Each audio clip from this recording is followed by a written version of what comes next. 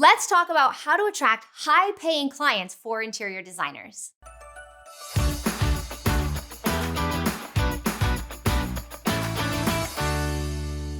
I get asked all the time, how do I get the higher paying client? And the first thing that we have to look at is, what are your services that you're offering? If the services that you're offering are low paid services, then that's the first thing that you get to adjust in your business. For example, I see designers all the time offering paint color selections as a service. That's an example of a lower paying service.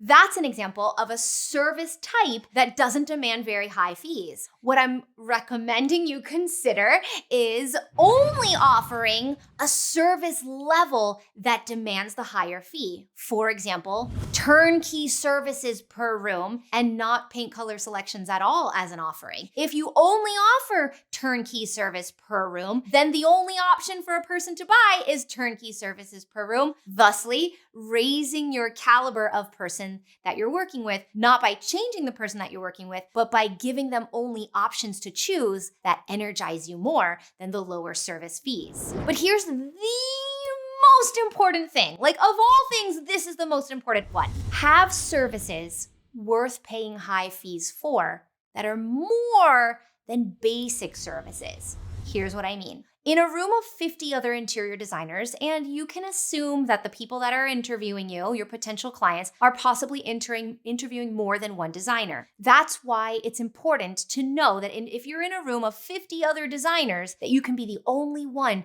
to raise your hand to say you do this thing. If you can do that, then when you go to a potential client meeting, your services show as a higher value than anybody else's services. And that's when you can start climbing your way up into higher paying clients. For example, when I first started out, I was selling my services as, I'm going to design a beautiful room and it's also going to be highly functional, and I'm going to get the things organized and I'm going to have them all coordinated and shipped to your house, and I'm going to be there through installation and I'll fluff the pillows at the end. I thought that was like a really great service offering. I'm like, yeah, man, I'm going to serve you really well. But what I quickly found was that that's what every designer says. Every designer is going to design a beautiful room that's also functional, and then possibly order the things to get them shipped to the house and then see that they're installed, right? It's kind of like the definition of interior design. What I found was that I was doing something special for my clients. And then when I named it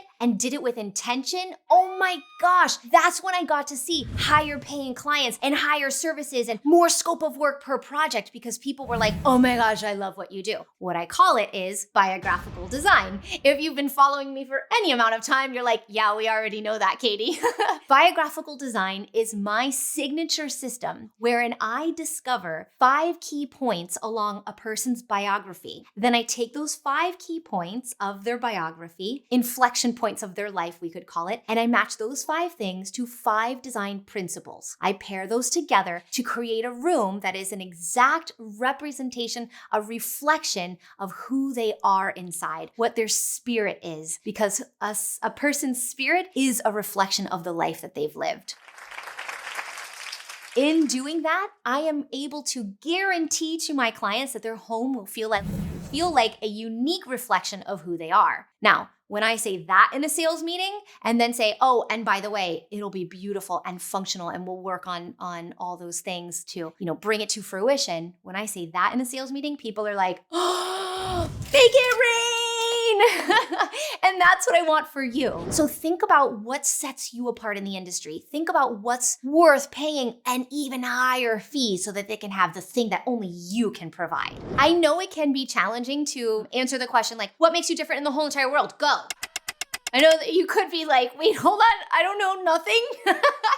If you're feeling that way, come on over to my website, biographicaldesign.com, because you're welcome. I made a quiz right there so that you can take the quiz and it will reflect back to you what your differentiator could be. Oh, I know, it's so good. You're welcome. You can give me a hug later.